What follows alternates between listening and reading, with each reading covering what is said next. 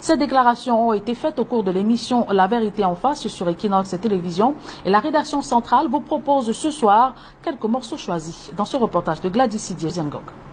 Plus jeune candidat à la dernière élection présidentielle, Hiram Samuel Iodi est formel. Les résultats publiés par le Conseil constitutionnel ne reflètent pas la volonté librement exprimée dans les urnes par des millions de Camerounais. Vous prenez les procès-verbaux qui ont été publiés par les commissions départementales et les camps, et vous prenez les chiffres de la commission nationale département par département, vous allez relever les écarts.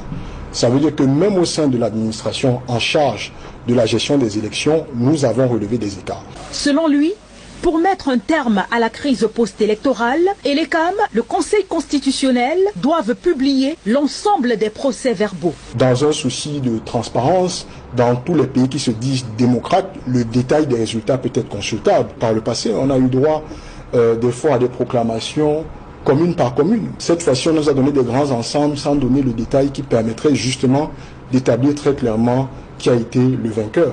Mais puisque l'objectif aujourd'hui est de sortir de cette crise, je fais encore un appel aux responsables, aux organisations en charge des questions électorales et référendaires au Cameroun pour qu'on publie simplement les 31 653 procès-verbaux. Hiram Samuel Iodi, qui avait déjà appelé le candidat du RDPC à se retirer avant même la proclamation des résultats en raison des soupçons de fraude, affirme n'avoir pas changé de discours. Je choisis le camp de ceux qui pensent toujours que ces résultats n'ont pas reflété la volonté de changement exprimée par les Camerounais.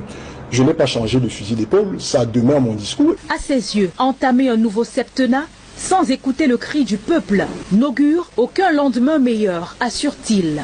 Il faut dire que du point de vue juridique, oui, quand les résultats sont proclamés par le Conseil constitutionnel, on peut estimer que le débat est clos, c'est ce que j'ai rappelé. Mais dans le cœur et les esprits des Camerounais, ce n'est pas clos. Et c'est extrêmement dangereux pour un chef de l'État. Il dit qu'il a pris la mesure de l'ampleur des frustrations, mais de prendre le pays sans, j'allais dire, laver cette douleur, sans remettre tout le monde en position de pleine confiance envers les administrations et les organes de l'État qui sont supposés dire ce que le peuple a choisi. Un appel de plus à la vérité dans un contexte où la paix sociale vacille et où des arrestations se multiplient, avec des appels à la libération des prisonniers politiques.